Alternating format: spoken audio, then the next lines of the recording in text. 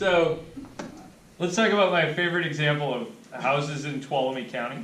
So when you're looking for a house to purchase, the real estate agent will usually only give a shit about what they call price per square foot, right? And the reason that they only give a crap about price per square foot is that really the sale price of a house basically only depends on that. Okay? So the sale price of a house with a given square footage, say F, is pretty well modeled by this thing, where you have 110 F plus 60,000.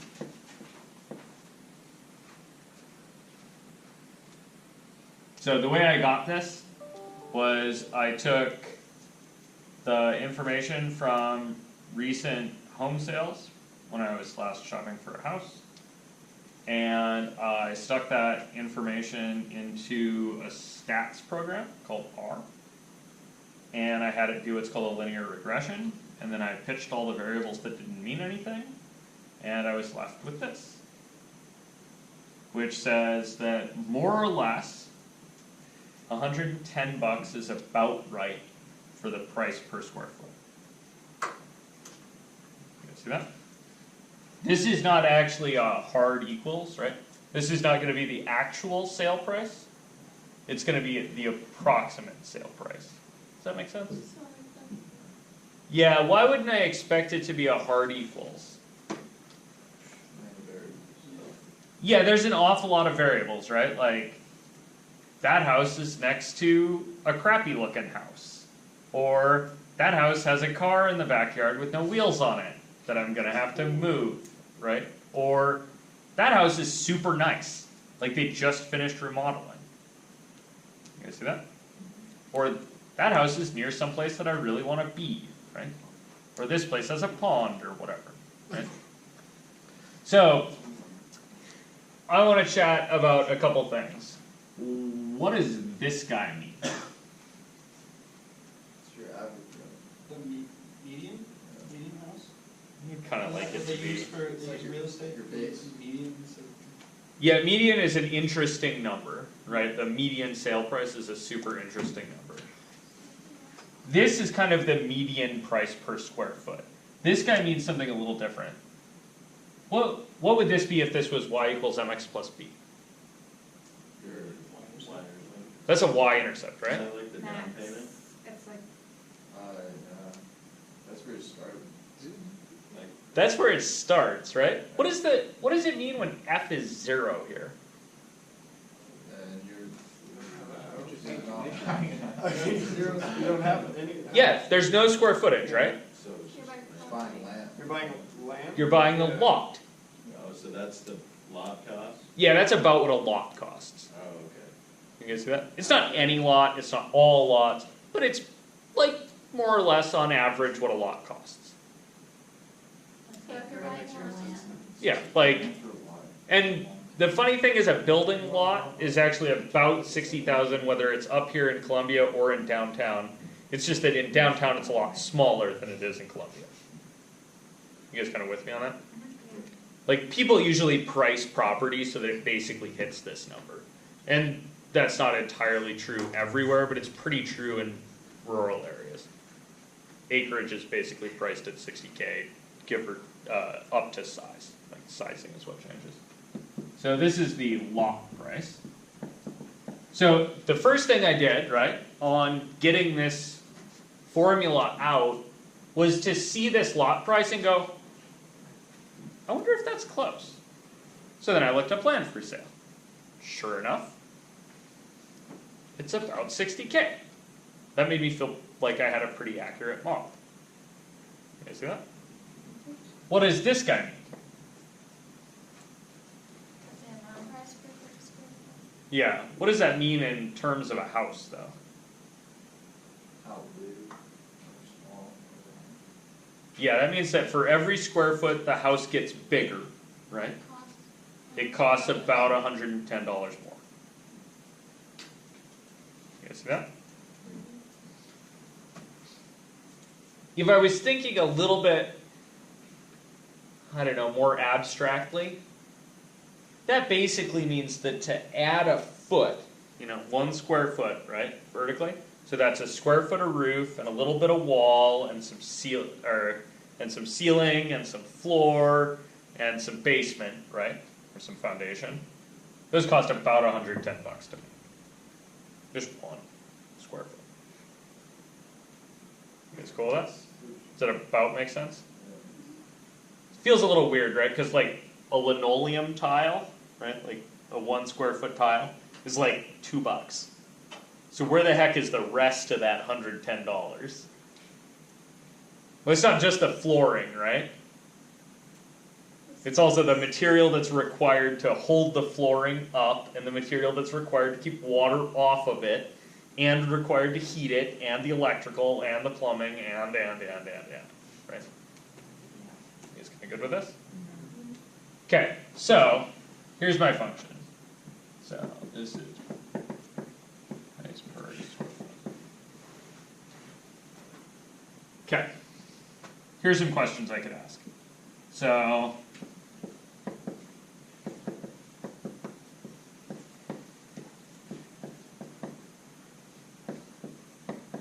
what's the approximate value of a 1,200 square foot house?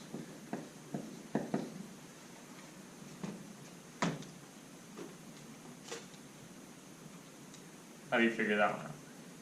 1 plus 6. Yeah, so have you guys used function notation before? So if I say S of 1,200, you're good with that?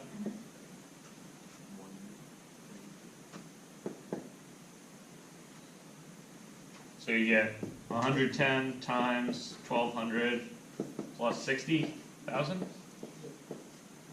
and you get 192 okay 192K. Does that about make sense? It's a pretty cheap house. It's also pretty small, right? Price might be adjusted higher if it was downtown. Like downtown, I wouldn't be surprised to see something like this go for 300, maybe 350. It's really nice. Way outside of town, could be, like if this is up on Big Hill, like way the F back by Jupiter or something, Oh, no. this could be down to 50. If this is in the little town I grew up in, like 25. My little sister bought a 2,000 square foot house in the town we grew up in for 40. It's like, why would you buy a house in such a market? Yes, but you haven't lived there.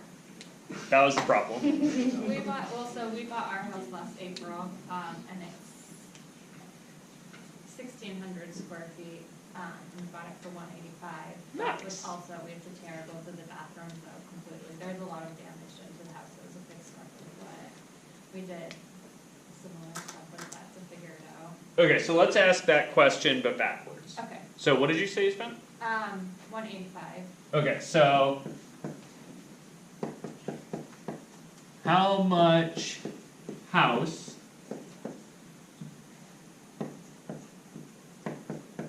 would you expect for 185?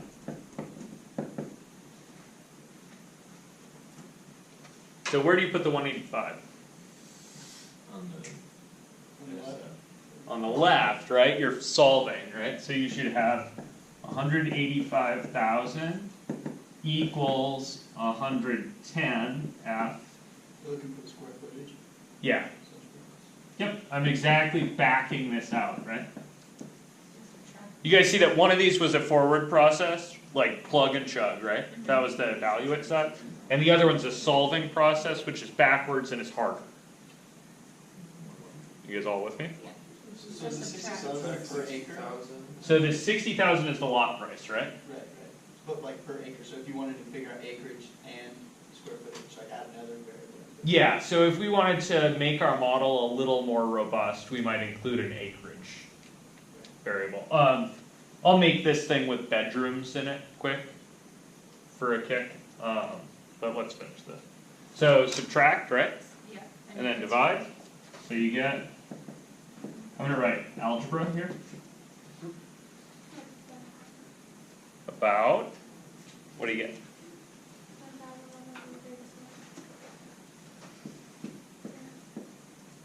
But there's like a lot of, I don't know, like it doesn't work a lot of numbers, but, yeah. Ish. Okay, like 1,100 square feet-ish? You said yours was bigger, right? Mm-hmm. Okay, so something's up, right? They sold it for too cheap. Yeah, somebody wanted to get out of it, or Foreclosure. like April said, there were, And it was a foreclosure and fixed Ah. offer. and sometimes that's like great for you, right? Like, I have to fix stuff, that's cheaper. A year later. Yeah, and living in a construction site for years sucks, so. But sometimes, like, this is the amount you have, right? Right, yeah. And so you search for something that meets the amount you have, as opposed to asking how much the thing you're looking at should be. You guys see that? Like, those are flip sides. When you go house hunting, you're gonna do both directions fairly often. And if you trust your realtor to do the math, you're making a mistake. All of you. In buying 3 houses in my life, I have never once had a piece of paper handed to me by a person involved in that process that didn't have at least one error on it. Every single piece of paper I handled throughout all 3 processes, everything had an error. Just trying to get more money out of it. No, they're not all, like, they're not all money errors. Some of them are like misspellings. Like, if they misspell your name on the deed, do you know what you own? A pile of paperwork to change it. Don't, yeah, check everything. What's up? So really quick, while we're on this topic, so 'Kay. I added the amount that we've put into the house, Yep, which would be 20,000. How do I find out what our profit would be if you sold it. if we sold it? Yeah. Okay, so you would want to calculate the approximate sale price, Uh-huh, right, for your square footage. mhm, So you'd figure out what this number is, okay, and then subtract what you paid, subtract what you put in, and subtract the interest, okay, right? So that'll give you some kind of vague idea about profit. okay. You might, this number Mhm, is you should think about adjusting that number. okay, Because if you've just redone all the bathrooms, that number should go up. It should be noted that the whole like house renovation thing does not always generate profit. It so pisses me off to watch those shows, the like flipper shows, because sometimes you buy a house and you put $110,000 into it and it's worth less than it was when you started. Because all you did was fix shit that you didn't know was wrong when you bought it. Right? If you buy a house and then you fix the foundation and then you go to sell it, you bought it assuming it had a good foundation. Okay, see that? They just put their own money. So then you put a ton of money into the foundation and the next person is going to buy it assuming it has a good foundation. They're not going to give you more money for that. So those shows just drive me up the wall. Let me throw in Sammy's, what if there's a second variable? So this is a little bit beyond where we're at here, but I'm going to throw it in anyway. So it turns out if you account for bedrooms, in the model, it'll kick one of these.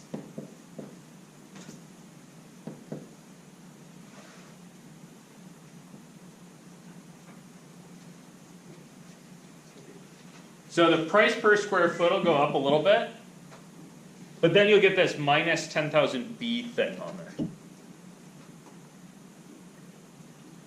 Where B is the number of bedrooms. You get 10,000 off every time you have a bedroom? Yeah, that's weird, right?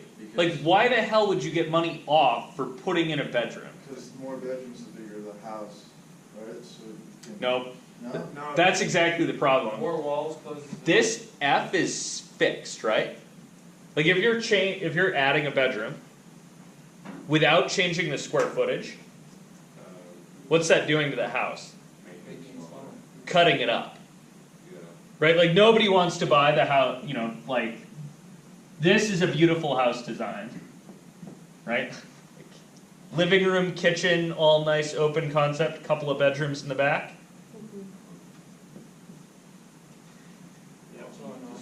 This does not improve the house. That's even worse. Why are you doing this? Stop. Just quit. Right? So it's all based on the like, for the same square footage, adding a bedroom doesn't do you any good. So if you're going to add a bedroom, you better have some more square footage to be in the bedroom, right? How does it work with So you're second adding- story? Second stories are just counted as more square footage.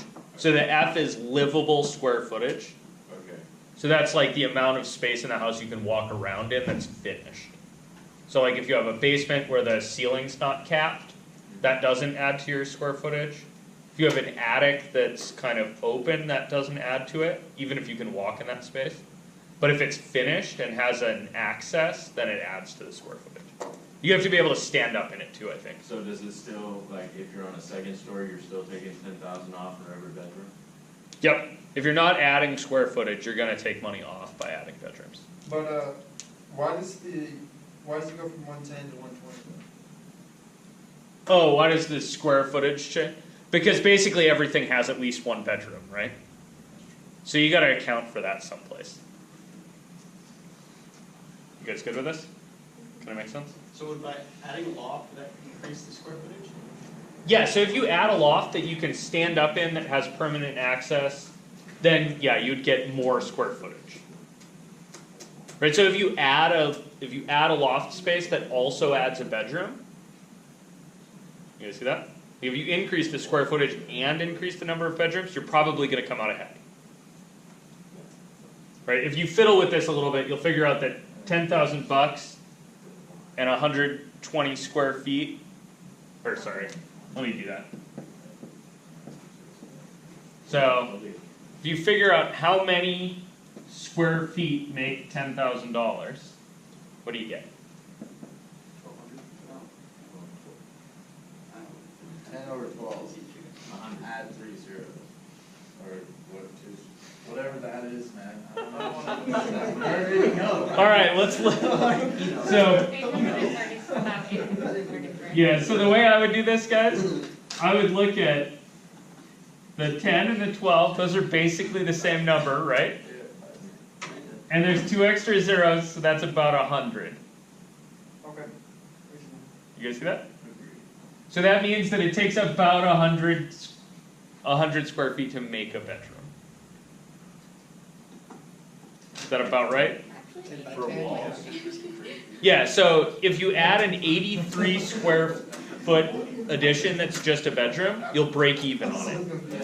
If it's bigger, you add value to your home. If it's smaller, you take value away. Did you guys all get that? No, Yeah. everybody. Okay, so Jocelyn says that it's 83, it's Jocelyn, right? It's 83.3 square feet.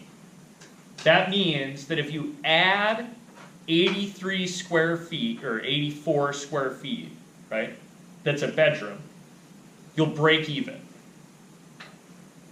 Right, so if you attach a little box to your square footage, right? So that's like, So you add a little space. It added some square footage, your home went up in value. It also added a bedroom, it got more chalked up, so it went down, right? I mean, that's that's But- a small, That's that's what- a small bedroom. Yeah, this is a really small bedroom, right? that's what most people say. Stays the They same. don't build inside, they add on the outside most. Yeah, so if the bedroom you add is reasonably sized, right? Like it's bigger than 10 by 10, you're gonna add a little value to your home. Because the offset from that additional bedroom will go into the square footage, right? You guys see that? So if you buy a home and remove the bedrooms, If you buy a home and knock all the walls out, yeah, in some sense it might increase the value.